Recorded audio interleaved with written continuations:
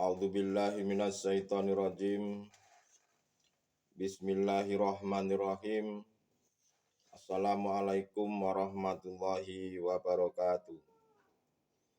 Bismillahi tawakkaltu 'alallah la haula wala quwata illa billah. Asyhadu an la ilaha illallah wa asyhadu anna Muhammadan abduhu wa rasuluh. Allahumma sholli wa sallim wa barik alaihi wa ala alihi wa sahbihi ajmain. Qala Allahu ta'ala bil kitabil karim. A'udzu billahi minasy syaithanir rajim. Bismillahirrahmanirrahim. Hafidu ala sholawati wa sholawatil wusta wa qumu lillahi qanitin. Shadaqallahul adzim. Amma ba'du. Saudara-saudariku jamaah rahimakumullah dimanapun Anda berada. Pada kesempatan kali ini seperti biasanya kami tidak bosan-bosannya memberikan sebuah ilmu pengetahuan.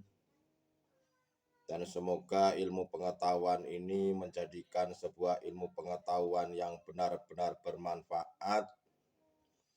Baik kemanfaatan untuk jasmani, lebih-lebih kemanfaatan yaitu rohaninya.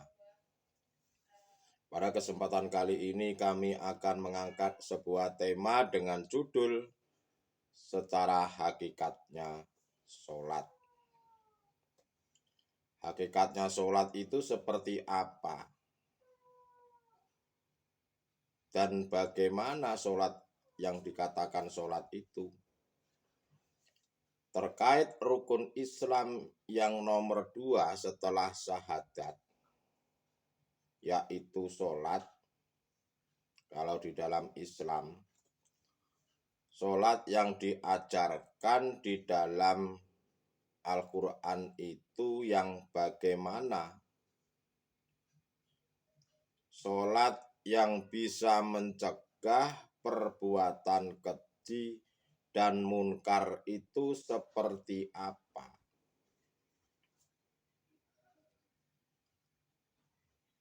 Perbuatan yang keji itu adalah perbuatannya hati yang telah merampas pakaiannya Allah Subhanahu wa ta'ala. Merampas sifat-sifat wajibnya Allah. Itulah perbuatan yang keji. Jadi perbuatan yang keji itu adalah perbuatannya hati. Perbuatannya hati kita ini yang telah merampas daripada pakaian-pakaiannya Tuhan. Bukan berarti saya sebut pakaian ini, pakaian seperti baju ini, bukan.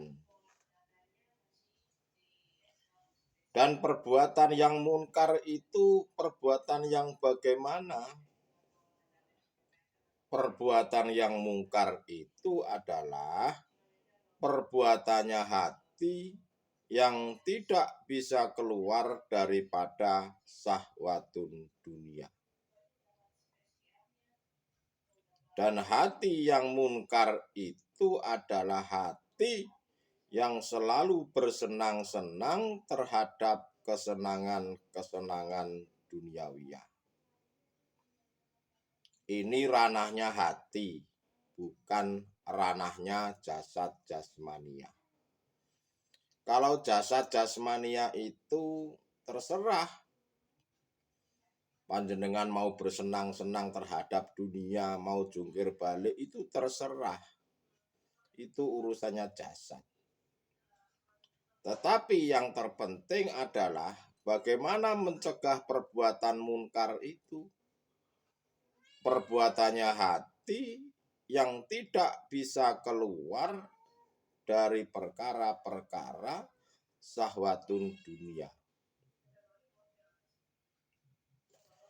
Lalu sholat yang bagaimana yang bisa mencegah hal itu? Yang bisa mencegah perbuatan keji dan munkar itu yang bagaimana? Saudara-saudariku jamaah rahimakumullah dimanapun Anda berada.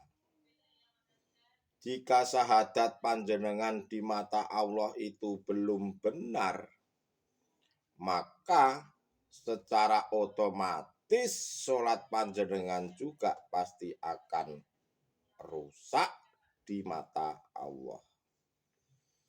Makanya kalau di dalam Islam itu, rukun Islam itu kenapa kok ditaruh di nomor 1 syahadat itu? Syahadat itu persaksian. Jika persaksian itu dikatakan bersaksi, kita harus melihat, menyaksikan langsung.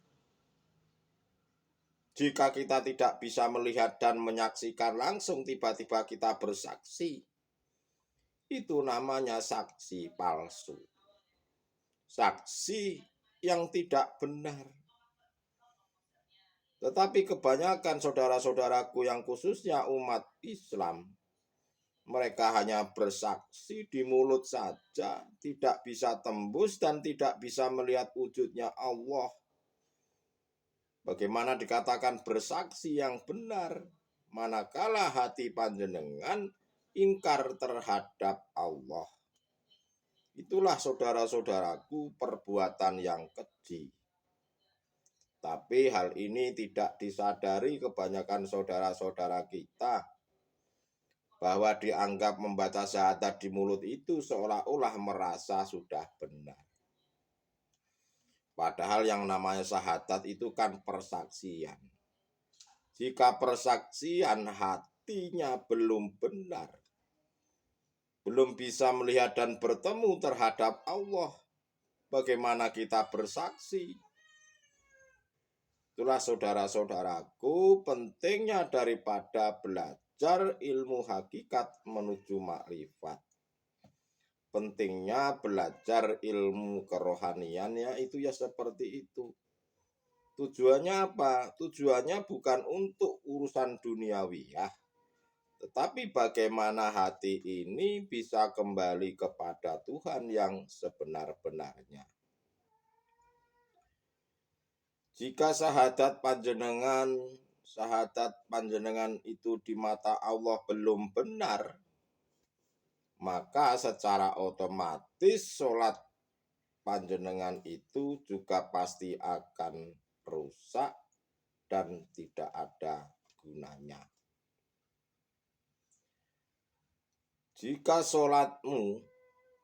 sholat panjenengan rusak di mata Allah, maka amalan-amalan atau apapun di mata Allah itu juga pasti rusak semuanya. Celakalah bagi orang-orang yang sholatnya manakala hatinya melalaikan terhadap Allah.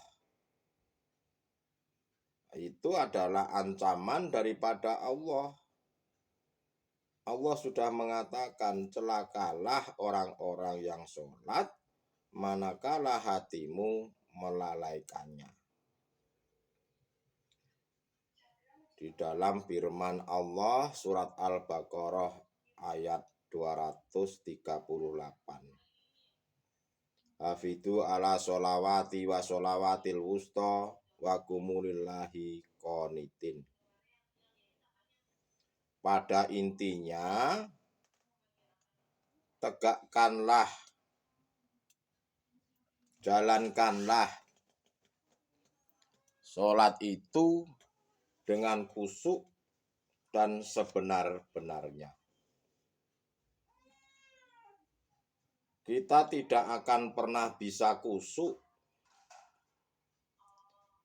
kita tidak akan pernah benar, tidak akan pernah bisa melakukannya sholat dengan khusyuk manakala kita ini belum pernah bertemu dengan Allah. Bagaimana kita bisa mengingatnya kalau kita tidak pernah bertemu dengan seorang presiden? Bagaimana kita bisa mengingatnya mengingat kekasih kita, pacar kita, manakala kita belum pernah ketemu dengan pacar kita. Begitu pula kita terhadap Allah. Bagaimana kita dalam melakukan sholat itu bisa khusyuk, manakala kita pun belum pernah bertemu dengan beliau, belum pernah bertemu dengan Allah. Ya tidak mungkin bisa khusyuk karena tidak mungkin mengingatnya, namanya bertemu saja belum. Syarat mutlak untuk bisa khusyuk, untuk bisa selalu fokus mengingat terhadapnya, untuk bisa selalu bermunajat kepadanya, tentu kita ini harus bertemu terhadapnya. Ya kalau belum pernah bertemu ya tidak akan pernah bisa khusyuk.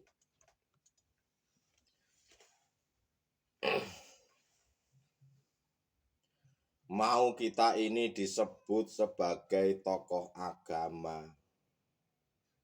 mau kita ini mau disebut sebagai Pak Ustadz atau Pak Kiai, mau dikatakan kita ini disebut ahli kitab, pinter mengaji, ahli sunnah, yang katanya sanadnya sampai Rasulullah dan lain-lain sebagainya itu.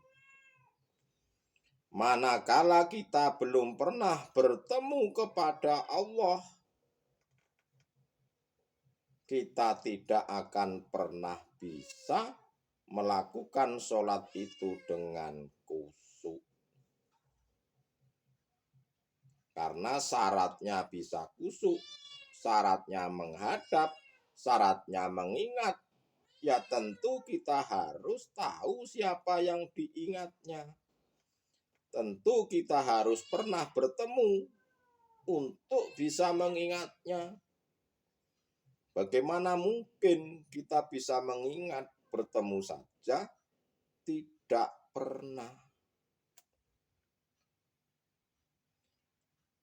Padahal sholat khusyuk itu sangatlah wajib. Definisi wajib khusyuk itu adalah hati ini tidak selingkuh pada selain Allah. Hati ini tidak selingkuh pada kesenangan duniawiya. Hati ini tidak mengingat selain Allah tatkala kita melakukan sholat. Padahal yang namanya khusyuk itu wajib.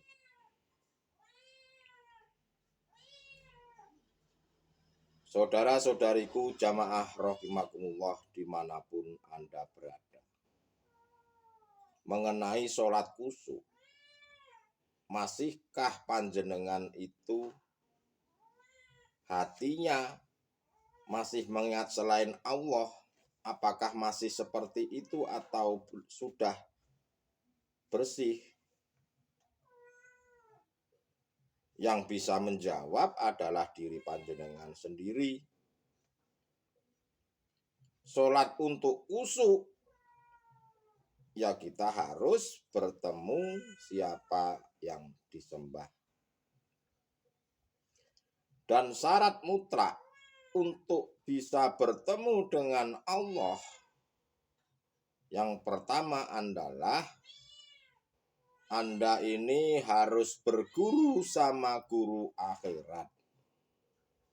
Dan setelah itu Anda akan dibimbing mengenai ilmunya untuk bisa bertemu dengan Allah. Jangan salah atau jangan keliru Anda ini berguru seolah-olah yang orangnya bersorban, yang seolah-olah jamaahnya ribuan, yang seolah-olah ceramahnya di mana-mana. Entah mungkin dipanggil bah, bah ngalor bah ngidul, bah ngetan bah ngulon, itu terserah. Jangan sampai Anda keliru. Manakala walaupun mereka dianggap orang yang tokoh agama, manakala hatinya selalu mengajak tentang urusan-urusan duniawiyah dan tidak bisa mengajak hatimu untuk menuju dan bertemu Allah, maka itu masih dikatakan guru dunia atau guru syariatnya saja. Apakah penting atau tidak syariat itu? Ya sangat penting. Syariat penting, hakikat itu lebih penting. Itulah saudara-saudaraku, janganlah keliru. Berguru itu jangan hanya kepada guru dunia saja, tetapi bergurulah kepada guru akhirat. Hanya guru akhirat itulah yang bisa membimbing mengenai ilmunya untuk bertemu terhadap Allah. Jika panjenengan ini sudah bertemu, menyatakan, melihat, ya tentu Anda ini mudah untuk mengingatnya. Tentu panjenengan ini akan mudah melakukan sholat dengan khusyuk, itu pasti akan mudah.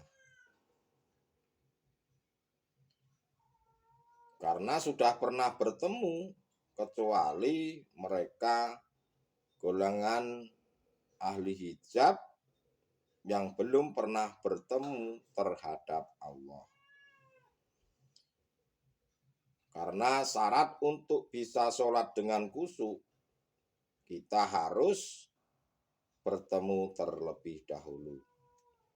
Nah, syarat yang kedua untuk bertemu Allah, ya harus mempraktekkan apa-apa ilmu yang didapat dari guru akhirat itu. Anda harus praktekkan, harus lakukan, harus amalkan. Setelah panjenengan praktekkan, lakukan, amalkan, baru panjenengan ini nanti lakukan dengan istiqomah.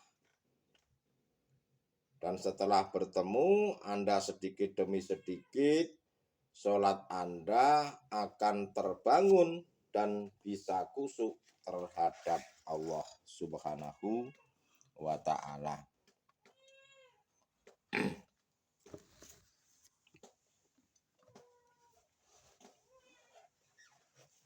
Saudara-saudariku jamaah rahimakumullah dimanapun Anda berada, mengenai tentang sholat dengan khusyuk, ya mungkin kami bisa lihatkan atau bisa bacakan dari surat dari Al-Quranul Karim, surat An-Nisa ayat 43.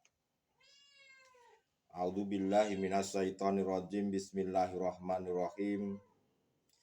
Ya ayyuhalladzina amanu la taqrabus sholata wa antum sukara hatta ta'lamu ma ta'kuluna wala junuban illa abiri sabilin hatta taksilu wa in kuntum mardo au ala safarin au ja'a ahadum minkum minal ghaiti au lamastumun nisa falam takjidu ma'an fatayammamu sa'idan tayyiban famsahu biwujuhikum wa aidikum innallaha kana afuwan ghafura. Shadaqallahul adzim, amma ba'du. Yang artinya, wahai orang-orang yang beriman, janganlah kalian mendekati sholat ketika kalian dalam keadaan mabuk. Jangan mendekati sholat dalam keadaan mabuk. Kalau di dalam syariat, Kalau jika diri kita ini menelan mentah-mentah tentang ayat ini, maka di pikiran kita orang mabuk itu orang yang meminum alkohol. Ya jelas orang minum alkohol itu mabuk, ya mana mungkin bisa sholat orang mabuk. Tetapi yang dimaksud ini adalah bukan mabuk khamr, bukan mabuk alkohol itu, tetapi yang dikatakan mabuk ini adalah pada waktu sholat kita itu hati kita, pikiran kita melayang kemana-mana. Tidak bisa condong terhadap Allah selalu, itu tidak bisa. Paling mengingatnya hanya sedikit. Itulah maksud daripada janganlah kalian mendekati sholat ketika kalian dalam keadaan mabuk. Sampai kalian sadar apa yang kalian ucapkan. Dan jangan pula menghampiri masjid ketika junub, kecuali sekedar melewati jalan saja. Panjenengan ditunggu oleh Allah sampai panjenengan ini sadar apa yang kalian ucapkan. Jadi yang namanya ucapan dipandang mata Allah itu benar. Apa yang diucapkan dan di hati itu harus betul-betul sinkron, harus betul-betul sama. Jika tidak sama dengan hati, contoh saya bilang Allahu Akbar, tetapi yang diingat pasar, tetapi yang diingat yang lainnya, itu namanya orang munafik.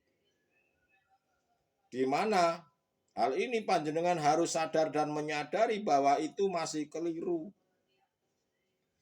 Dan jangan pula menghampiri masjid ketika junub kecuali sekedar melewati. Kalau di dalam syariat, jika panjenengan ini mau masuk masjid ya harus dilepas sandalnya. Itu kalau di dalam syariat. Supaya apa? Supaya tidak kotor. Begitu pula jika kita mau menghadap kepada Allah dari Sang Maha Suci,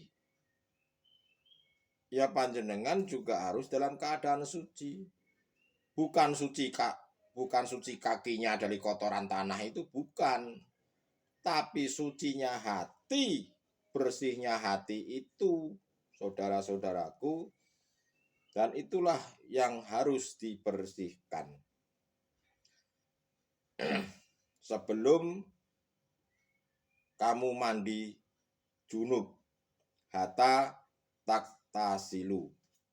Sebelum kami mandi junub, wa in kuntum mardo au ala safirin. Adapun jika kalian sakit atau sedang dalam perjalanan atau sehabis datang,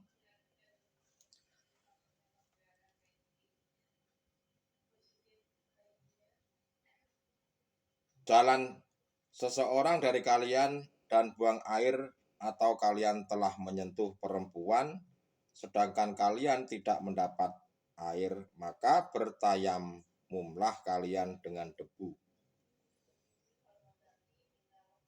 yang baik atau suci. Usapkanlah wajah kalian dan tangan kalian dengan debu itu. Sungguh Allah Maha Pemaaf, Maha Pengampun. Pada intinya di dalam surat An-Nisa ayat 43 ini, janganlah kita ini untuk melaksanakan sholat itu jangan dalam keadaan najis. Yang dimaksud najis ini adalah kotoran-kotorannya hati atau syahwatun dunia itu, saudara-saudaraku. Jangan mendekati sholat manakala kita ini dalam keadaan junub atau najis. Mendekati saja tidak boleh, apalagi melakukan sholatnya. hati ini sholat, tapi yang diingatnya itu selain daripada Allah. Keinginan hati ini pengen sholat khusyuk. Keinginan kita ini menghadap terhadap Allah itu, kita ingin betul-betul khusyuk, betul-betul menghadap kepada siapa yang dihadap. Tetapi kenyataannya hati ini yang mungkin masih selalu ingat selain Allah. Seperti halnya kita ini bertakbir. Dalam bacaan-bacaan sholat secara syariat itu, kita itu dari awal sampai akhir mengingatnya hanya sedikit terhadap Allah, itu hanya sedikit.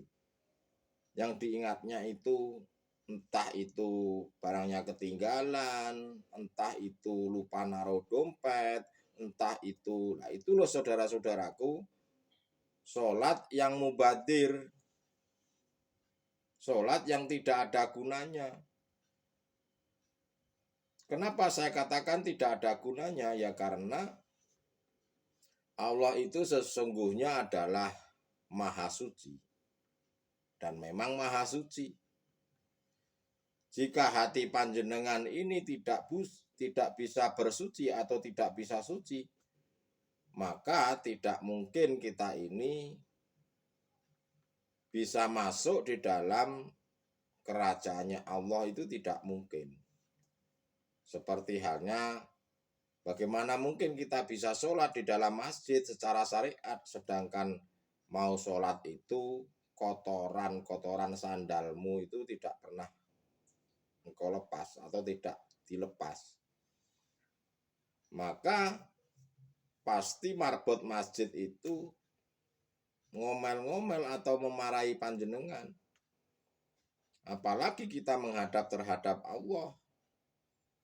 Ya tentu hati kita ini harus betul-betul dalam keadaan suci. Saudara-saudariku jamaah rahimakumullah dimanapun Anda berada, bahwasanya sholat secara syariat itu adalah sholat yang dilakukan diawali takbir dan diakhiri dengan salam. Ya panjenengan saya kira sudah tahu semuanya.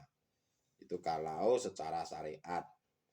Tetapi kalau sholat secara hakikatnya itu adalah di mana menghadapnya hati, menghadapnya ruh kepada Allah yang sebenar-benarnya. Tapi jika sudah bisa bertajali mutlak terhadap Allah, antara yang menghadap dan yang dihadap itu sudah tiada, yang ada hanyalah diam. Makanya tidak heran bagi saudara-saudaraku yang sudah golongan ahli zuhud. Beliau-beliau itu tatkala didatangkan takdir yang tidak enak, kalau takdir enak itu mau tidak perlu dibahas.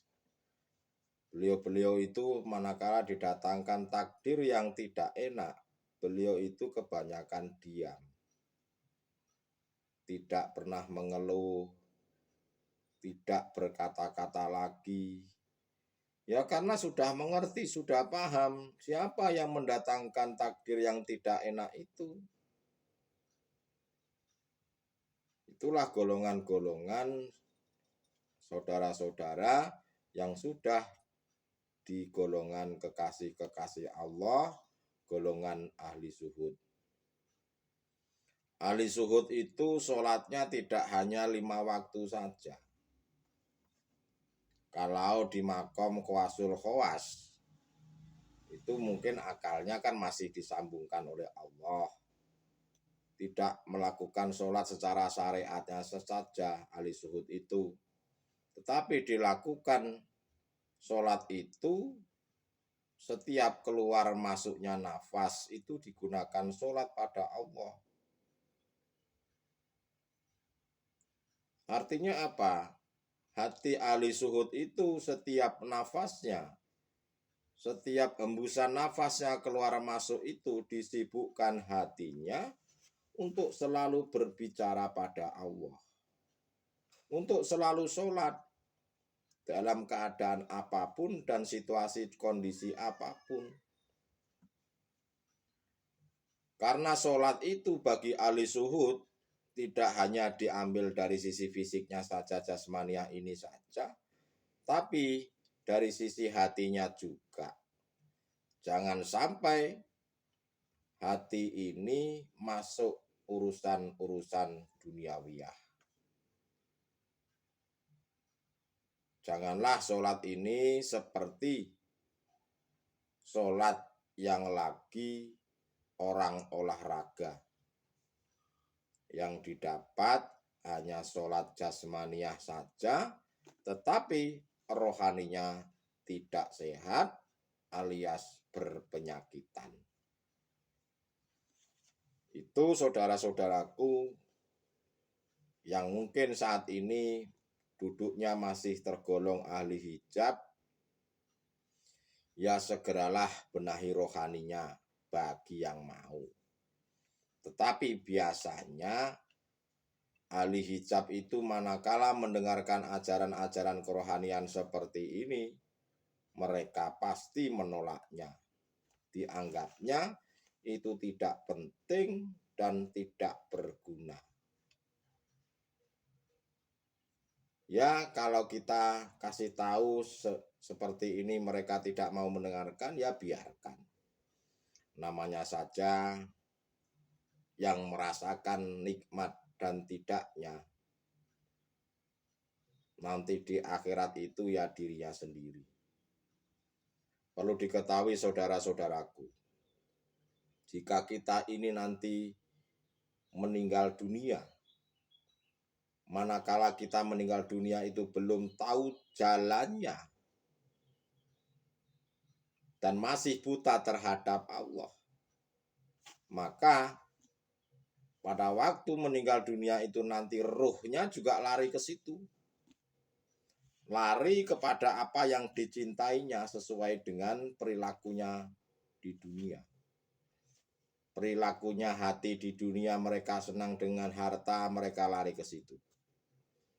Perilakunya di dunia senang dengan urusan-urusan duniawiyah yang lain, lari ke situ.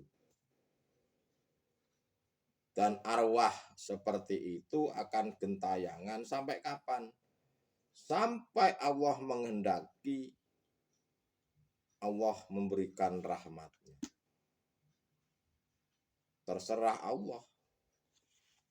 Itulah saudara-saudaraku bahayanya jika kita tidak mau mendengarkan ajaran-ajaran hakikat menuju makrifat.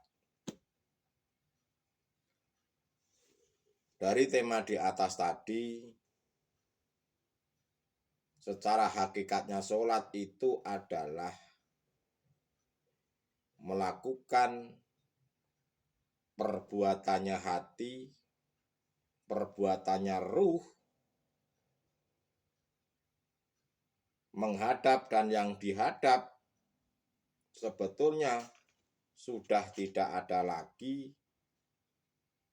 Yang diingatnya hanyalah Allah Subhanahu wa ta'ala. Yang diingatnya hanyalah Sang Maha Hidup yang memiliki nama Allah. Perbuatannya hati yang selalu terus-menerus disibukkan untuk selalu berbicara pada Allah. Dalam kondisi apapun, situasi apapun, entah panjenengan dalam keadaan bekerja, dalam keadaan kegiatan yang lainnya, hati ini selalu disibukkan berbicara pada Allah. Entah itu dilakukan sholat secara syariat, tetapi secara hakikatnya, hatinya, imannya sudah tidak tergoyahkan. Karena sudah bisa bertemu kepada Allah Subhanahu wa Ta'ala. Dan intinya adalah orang yang bisa sholat khusyuk itu hanyalah orang-orang yang sudah makrifat terhadap Allah. Itulah saudara-saudaraku, cukup sekian. Jika ada kata-kata yang salah atau mungkin keliru atau mungkin kurang pas, ya saya mohon maaf yang sebesar-besarnya. Akhirul kalam, ihdinas siratal mustaqim. Wassalamualaikum warahmatullahi wabarakatuh.